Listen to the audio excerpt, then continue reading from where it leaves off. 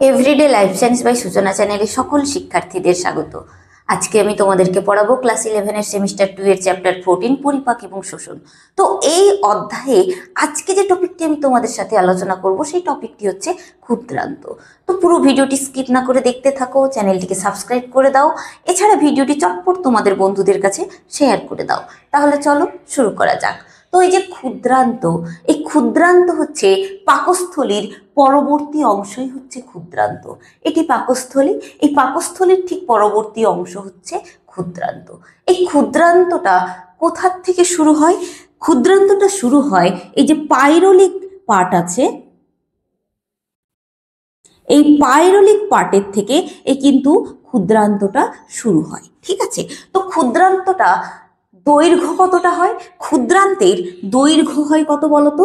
6 থেকে 7 মিটার। 6 থেকে 7 মিটার ক্ষুদ্রান্তের দৈর্ঘ্য হয়। তো এই ক্ষুদ্রান্তটা কোথা থেকে শুরু হয় এবং কোথায় গিয়ে শেষ হয়? এই ক্ষুদ্রান্তটা এই পাইরোলিক পার্ট বা পাইরোলিক অংশ থেকে বা পাইরোলিক অঞ্চলের থেকে শুরু হয় এবং ইলিওসিক্যাল ভালভ পর্যন্ত বিস্তৃত থাকে। কোথা থেকে শুরু হয়? শুরু হয় পাইরোলিক অঞ্চলের থেকে।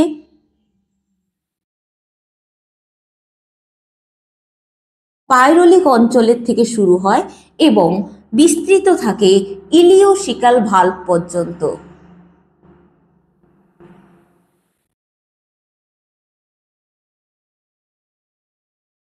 এবং ইলিওসিক্যাল ভালভ পর্যন্ত বিস্তৃত থাকে। ক্লিয়ার? তো এই যে ক্ষুদ্রান্ত, এই ক্ষুদ্রান্তটা আমাদের অ্যাবডোমিনাল অঞ্চলের যে ফাঁকা স্থান থাকে সেই ফাঁকা স্থানে এবং নিচের দিকে একটু অবস্থিত। কি বললাম? এই ক্ষুদ্রান্তটা আমাদের অ্যাবডোমিনাল অঞ্চলে যে ফাঁকা স্থান থাকে সেই ফাঁকা স্থানে নিচের দিকে অবস্থান করে। ক্লিয়ার? এই ক্ষুদ্রান্তের 3টি অংশ পরিলক্ষিত হয়। সেই 3টি অংশ কি কি? সেই 3টি অংশ হচ্ছে, নাম্বার 1 হচ্ছে ডিওডিনাম, নাম্বার 2 হচ্ছে জেজুনাম, নাম্বার 3 হচ্ছে ইলিয়াম। তো ক্ষুদ্রান্তের এই যে প্রথম যে পার্টটি রয়েছে সেই প্রথম পার্টটি হচ্ছে ডিওডিনাম। তো ডিওডিনাম হচ্ছে ক্ষুদ্রান্তের সব থেকে প্রথম যে পার্ট সেটি বা প্রথম অংশ। তো এইটি পাইরোলিক অঞ্চলের থেকে শুরু হয় এবং দেখতে সি আকৃতি বিশিষ্ট হয়। সি আকৃতি বিশিষ্ট হয় দেখতে। ঠিক আছে, তো এই ডিওডিনাম অঞ্চলটা হচ্ছে 25 সেন্টিমিটার দীর্ঘ বিশিষ্ট হয়। তো এই ডিওডিনাম অঞ্চল সব থেকে ছোট এবং মোটা অঞ্চল। ঠিক আছে, তো এই যে ডিওডিনাম অঞ্চলে কি থাকে? ডিওডিনাম অঞ্চলে যুক্ত থাকে হেটেরো প্যানক্রিয়েটিক অ্যাম্পুলা। কি যুক্ত থাকে? হেটেরো প্যানক্রিয়েটিক অ্যাম্পুলা যুক্ত থাকে। ক্লিয়ার? তো এই ডিওডিনাম অঞ্চলে আর কি দেখা যায়? এই ডিওডিনাম অঞ্চলে দেখা যায় ব্রুনার্স গ্ল্যান্ড। আর কি দেখা যায়? আর দেখা যায় ব্রুনার্স গ্ল্যান্ড। ডিওডিনাম অঞ্চলে আর দেখা যায় কি? দেখা যায় ব্রুনার্স গ্ল্যান্ড। তো এই ডিওডিনাম অঞ্চলের কাজ কি? এই ডিওডিনামের কাজই হচ্ছে লৌহ শোষণ করা। এছাড়াও এই ডিওডিনাম অগ্নাশয় থেকে অগ্নাশয় রস এবং যকৃৎ থেকে পিত্ত রস গ্রহণ করে। ক্লিয়ার? এর পরবর্তী অংশতে আসছি জেজুনাম। এই জেজুনাম হচ্ছে ক্ষুদ্রান্তের মাঝের অংশ। এই অংশটা প্যাঁচানো প্রকৃতির হয় এবং এই অংশটির দৈর্ঘ্য হয় 2.5 মিটার। কত হয়? 2.5 মিটার। তো এই জেজুনাম অংশটা রক্তজালক পূর্ণ হয়। ক্লিয়ার? এর প্রধান কাজ হচ্ছে ক্ষরণে সাহায্য করা। কিসে? ক্ষরণে সাহায্য করা হচ্ছে জেজুনামের প্রধান কাজ। এরপরে যে পয়েন্টটিতে আসছি বা পার্টটিতে আসছি সেটি হচ্ছে ইলিয়াম পার্ট। তো ক্ষুদ্রান্তের ইলিয়াম পার্ট হচ্ছে সব থেকে বৃহত্তম বা দীর্ঘতম অংশ এবং যেটি বৃহদন্ত্রের সাথে সংযুক্ত থাকে। তো এটির দৈর্ঘ্য কত হয়? এটির দৈর্ঘ্য হয় 3.5 মিটার। তো এই ইলিয়াম অঞ্চলটাও প্যাঁচালো থাকে, যা মেসেন্ট্রিক পর্দা দ্বারা সংযুক্ত থাকে। তাহলে জেজুনামও পেঁচানো অবস্থায় থাকে এবং ইলিয়ামও পেঁচানো অবস্থায় থাকে। তো এই ইলিয়াম কিসের দ্বারা সংযুক্ত থাকে? মেসেন্ট্রিক পর্দা। ইলিয়াম মেসেন্ট্রিক পর্দার দ্বারা সংযুক্ত থাকে। ক্লিয়ার? তো এই যে ক্ষুদ্রান্ত, এই ক্ষুদ্রান্তে লসিকা গ্রন্থিগুলো পরপর সাজানো থাকে, ঠিক আছে? কিন্তু ইলিয়াম অংশে লসিকা গ্রন্থিগুলো একত্রিত হয়ে বা দলবদ্ধ হয়ে পেয়ার্স প্যাচ গঠন করে। তাহলে ইলিয়াম অংশে লসিকা গ্রন্থিগুলো কি গঠন করে? লসিকা গ্রন্থিগুলি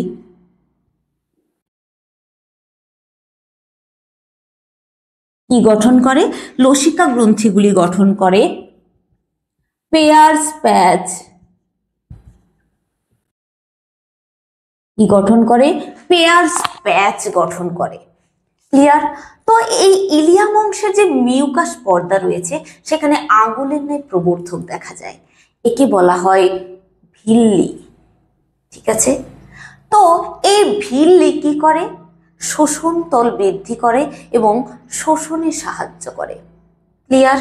তাহলে ইলিয়ামে মিউকাসে যে আঙুলের ন্যায় প্রবর্ধক থাকে তাকেই তো বলা হয় ভিল্লি। তো এই আঙুলের ন্যায় প্রবর্ধকগুলো কেমন হয়? এইরকম আঙুলের ন্যায় প্রবর্ধকগুলো মিউকাস পর্দা দ্বারা আবৃত থাকে, ঠিক আছে? এবং কেন্দ্রে লসিকা দ্বারা পূর্ণ থাকে বা রক্তজালক দ্বারা পূর্ণ থাকে। ক্লিয়ার? তো এই যে সমগ্র মিউকাস, অর্থাৎ এই যে সমগ্র মিউকাস আবার একটা রিং দ্বারা বা একটি পর্দা দ্বারা আবৃত থাকে, একে কি বলা হয়? একে বলা হয় কার্ক রিং। একে বলা হয় কার্ক রিং। এটিও শোষণতল বৃদ্ধি করে ক্ষুদ্রান্তের এবং শোষণে সাহায্য করে। তো ক্ষুদ্রান্তের গঠনটা আশা করি বুঝতে পেরেছো। তো ক্ষুদ্রান্তের গঠনের সামারাইজ আরেকবার করে দিই। তো ক্ষুদ্রান্ত শুরু হয় কোথা থেকে? পাকস্থলীর ঠিক শেষ থেকে, তাই তো? বা পাকস্থলীর ওই পাইরোলিক অঞ্চলের থেকে ক্ষুদ্রান্তটা শুরু হয়। ক্লিয়ার? এবং বিস্তৃত থাকে কতদূর পর্যন্ত? ইলিওসিক্যাল ভালভ পর্যন্ত। হলো, এর মধ্যে ক্ষুদ্রান্তে তিনটি পার্ট পরিলক্ষিত হয়। কি কি পার্ট? ডিওডিনাম, জেজুনাম এবং ইলিয়াম, তাই তো? তো ডিওডিনামটা হচ্ছে ক্ষুদ্রান্তের সব থেকে ক্ষুদ্র এবং মোটা অংশ, যেটি 25 সেন্টিমিটার দীর্ঘ বিশিষ্ট হয়, তাই তো? তো এই ডিওডিনামের কাজ কি? ডিওডিনামের লোহা শোষিত হয়। এছাড়াও যকৃৎ থেকে পিত্তরস এবং অগ্নাশয় থেকে অগ্নাশয় রস গ্রহণে সক্ষম হয় এই ডিওডিনাম।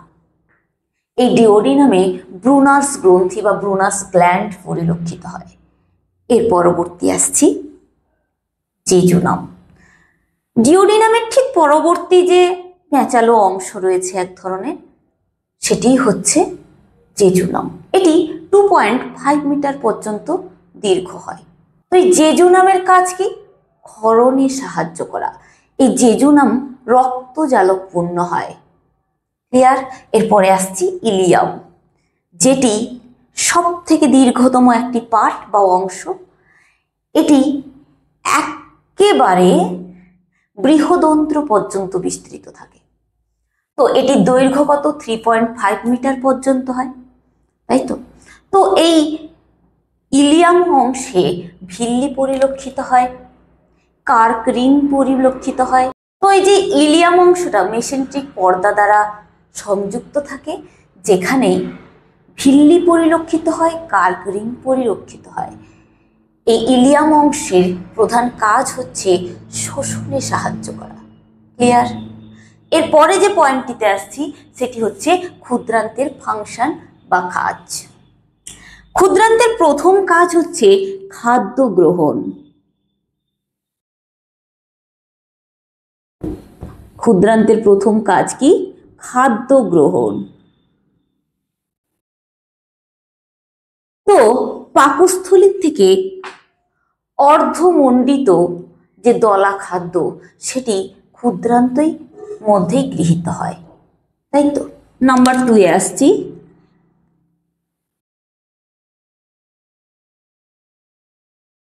পাচক রস ক্ষরণ। তো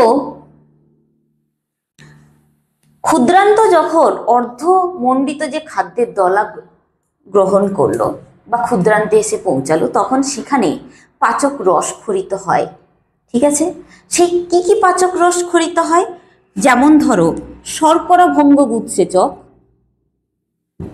শর্করা ভঙ্গক উৎসেচক কি কি? অ্যামাইলেজ,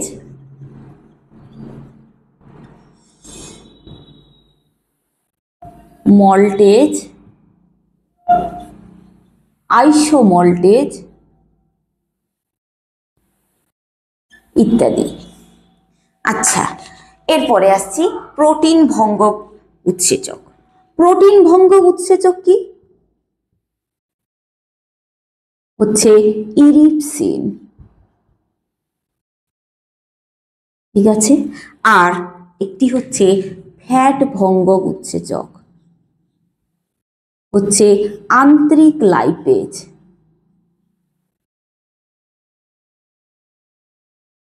ফ্যাট ভঙ্গক উৎসেচক হচ্ছে আন্তরিক লাইপেজ।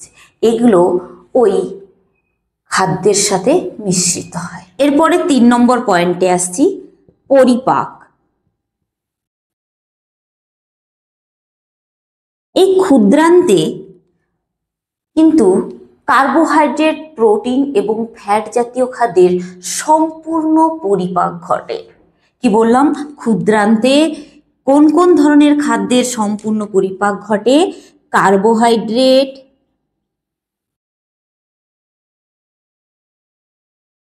প্রোটিন এবং ফ্যাট জাতীয় খাদ্যের সম্পূর্ণ পরিপাক ঘটে। 4 নম্বরে আসছি, শোষণ। তো এই ক্ষুদ্রান্তে এই যে কার্বোহাইড্রেট, প্রোটিন, ফ্যাট জাতীয় খাদ্যের যে সম্পূর্ণ পরিপাক হয়ে যায়, দিয়ে যে সরল খাদ্য উৎপন্ন হয়, সেটি কিন্তু শোষিত হয় এই ক্ষুদ্রান্ত। 5 নম্বরে আসছি, হরমোন ক্ষরণ। তো ক্ষুদ্রান্তের থেকে কোন কোন হরমোনগুলো ক্ষরিত হয়?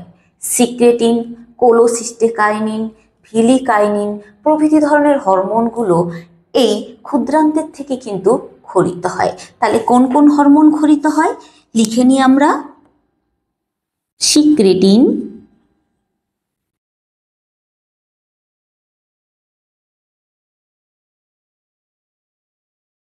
কোলোসিস্টেকাইনিন,